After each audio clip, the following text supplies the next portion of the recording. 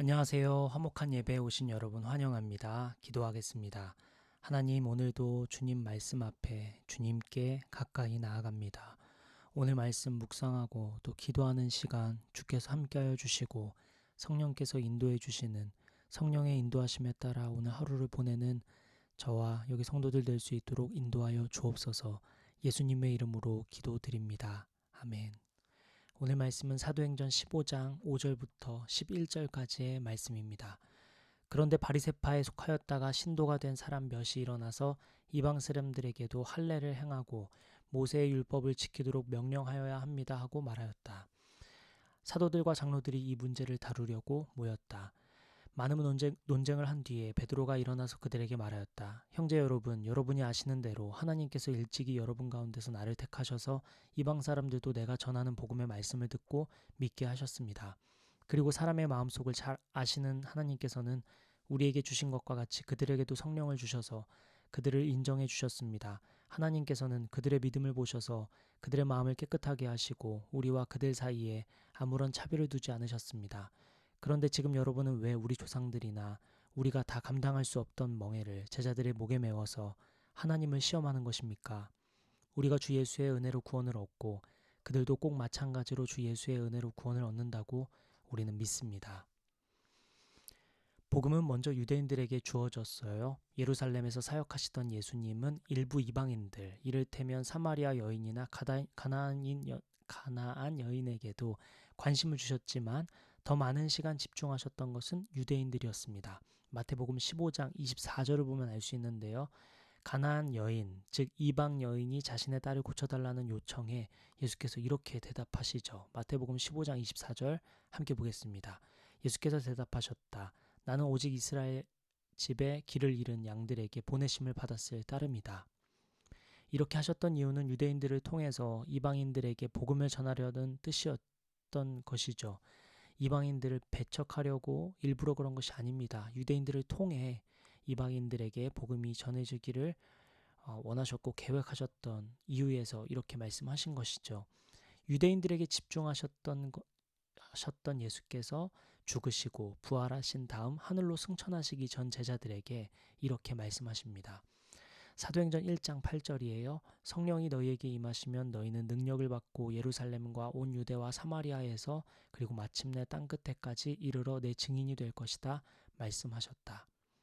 예수님은 이제 제자들에게 성령을 기다리라 말씀하시고 성령은 이방인들에게 복음이 전해지는데 역사하실 거라고 말씀하십니다.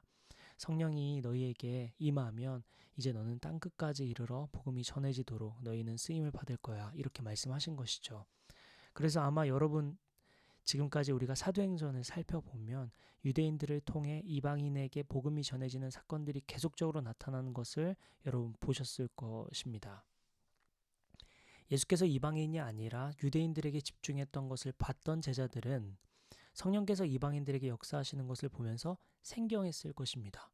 분명 예수님 계실 때는 이방인들보다는 유대인들에게 집중하시고 또 더 나아가서 적극적으로 이방인들을 배척하시는 어떤 면에서 보기에는 그렇게 보였던 예수님이 이제는 성령을 보내시며 성령을 통해 성령의 역사를 통해 이방인들에게 복음이 전해지고 성령께서 이방인들에게도 역사하신 것을 보며 제자들은 생경했을 것입니다. 마치 우리 한국에 복음이 들어왔을 때와 비슷했던 것으로 보이는데요. 우리나라에 복음이 들어왔을 때 처음에는 양반들, 글을 읽고 이해할 수 있는 사람들, 또 어느 정도 영향력 있는 사람들에게 복음이 전해졌는데요. 그런데 이 복음이 노비들에게도 전해지게 되는데 교회 안에서 주인과 종이 겸상을 하게 되는 일이 벌어지게 되고 또 사랑 안에서 권면을 하게 되는 종이 노비에게 또 종이 노비에게 종이 주인에게 또 주인은 종에게 서로 권면을 하게 되는 일이 벌어지게 됩니다. 어떤 이들에게는 노비들과 어울리고 그들의 마음을 헤아리고 그들과 더불어 먹고 생각한다는 것이 굉장히 생경했겠죠. 마치 이와 같이 오늘 본문에 유대인들 입장에서는 이방인들이 갑자기 복음을 경험하게 되고 성령을 받게 된다는 것이 굉장히 생경했던 것입니다. 그래서 이에 대해서 유대인들 사이에서 많은 논란이 있었는데요. 오늘 본문에도 또 논란이 불거집니다. 오늘 본문 5절입니다. 그런데 바리새파에 속하였다가 신도가 된 사람 몇이 일어나서 이방 사람들에게도 할례를 행하고 모세의 율법을 지키도록 명령하여야 합니다 하고 말하였다. 바리새인들은 어떤 사람들이죠? 율법을 지키고자 최선을 다해 노력하는 사람들입니다. 그래서 바리새인들의 장점을 생각해 보면 절제할 줄 알고 인내할 줄 알고 순종적이고 순결하라는 마음으로 가득 찬 사람들이죠. 그런데 이들이 예수님을 믿게 됩니다. 그들의 율법 준수는 예수님을 사랑하는 마음으로 경건에 힘쓰게 되는, 이렇게 바뀌게 되는 것이죠. 그전에는 자신을 위한 경건이었다면 이제는 예수님을 사랑하기에 하는 경건이 된 것입니다.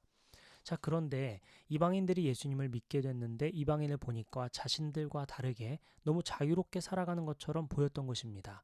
모태신앙이라고 표현해 볼 수 있는 바리새인들이 그동안 교회 생활을 하면서 단련되고 훈련된 경건한 교회 문화에 젖어 있는 입장에서 볼 때 한 30년 방탕하게 살다가 갑자기 이제 막 예수님을 믿기 시작한 사람들을 보는 것처럼 그와 같은 상황인 것이죠. 그래서 사도들과 장로들이 이 문제를 다루려고 모였고 많은 논쟁을 한 뒤에 베드로가 말합니다.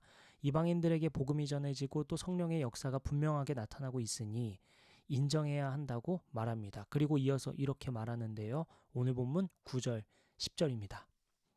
하나님께서는 그들의 믿음을 보셔서 그들의 마음을 깨끗하게 하시고 우리와 그들 사이에 아무런 차별을 두지 않으셨습니다. 그런데 지금 여러분은 왜 우리 조상들이나 우리가 다 감당할 수 없던 멍에를 제자들의 목에 메워서 하나님을 시험하는 것입니까? 하나님께서 차별을 두지 않으셨는데 감히 우리가 차별하는 게 맞냐는 말입니다. 왜 우리도 감당하지 못하는 멍에를 다른 사람 목에 메워 하나님을 시험하느냐고 말합니다.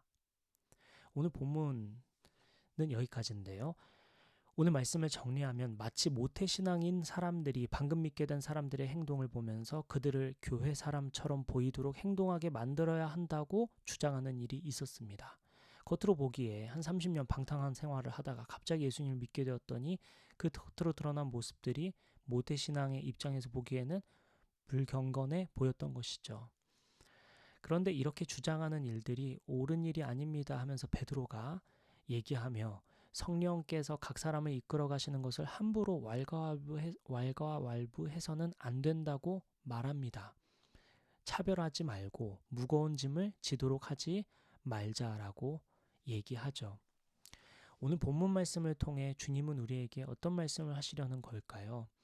이 모태신앙이라고 표현해 볼 수 있는 바리새인들이 이방인들을 보는 이 관점들, 차별하지 말라며 베드로가 했던 말들 등등을 돌아보면 오늘 본문을 통해 한 가지 메시지를 발견해 볼 수 있을 것 같습니다. 오늘 본문은 다른 이들을 판단하고 차별하는 부분을 다루고 있는데 이것은 결국 신앙생활을 하면서 내가 마땅히 해야 할 것에 집중하고 내가 하나님 앞에 어떻게 나아가고 있는지를 돌아보는 게 중요하다는 것입니다. 다른 사람이 신앙생활을 어떻게 하든 그것은 주님께 맡겨드릴 일이고 중요한 것은 내가 하나님 앞에 어떻게 서 있냐 하는 것이죠. 저와 여러분은 누굴 위해 신앙생활을 하고 있을까요? 주님 위해 하는 거라면 누구는 어떻게 큐티를 하고 있고 누구는 기도를 어떻게 하고 있고 누구는 말씀을 얼마나 읽고 있고 누구는 헌금을 어떻게 하고 있고 누가 교회를 얼마나 잘 나가고 있고 얼마나 봉사를 많이 하고 있고 이런 일들에 관심 가질 것이 아니라는 것이죠. 물론 경건한 누군가의 신앙생활을 본받기 위해 타인을 살피는 것도 필요하겠지만 사실 더 중요한 것은 내가 하나님 앞에 어떻게 서 있고 내가 오늘 어떻게 주님 앞에 반응하느냐인 것입니다. 사랑하는 여러분, 오늘 하루를 살아가면서 다른 것보다도 내가 주님 앞에 어떻게 서 있는가, 나는 주님 앞에 어떤 사람인가, 내가 주님을 위해 어떠한 삶을 살고 있는가, 내가 오늘 어떤 말을 하고 있고 내가 어떤 마음을 품고 있고 이것이 다른 사람이 어떻게 행동하기 때문에 혹은 다른 사람을 생각하며 하는 행동이 아니라 정말로 하나님 앞에 서서 내가 주님을 위해 주님을 사랑하는 마음으로 그렇게 나아가는 것이 진정한 신앙이고 하나님을 향한 순수한 마음이라는 것이죠. 오늘 하루를 살아갈 때 우리 이러한 기도하면서 나아갈까요? 주님, 제가 다른 사람이 아닌 하나님 앞에 서서 신앙생활 하길 원합니다. 오늘 하루를 살아갈 때 누군가를 생각하고 또 누군가를 판단하고 또 누군가를 기억하면서 하루를 살아가는 것이 아니라 주님 앞에서 오늘 하루를 보내길 원합니다. 주님 앞에 서서 주님을 생각하고 주님의 인도하심에 따라 말하고 마음을 먹고 생각하고 행동하는 저의 하루가 되게 하여 주옵소서. 이러한 기도 제목 가지고 주님께 가까이 나아가 주님 앞에 서 있는 저와 여러분 되었으면 좋겠습니다. 기도하며 나아갑시다.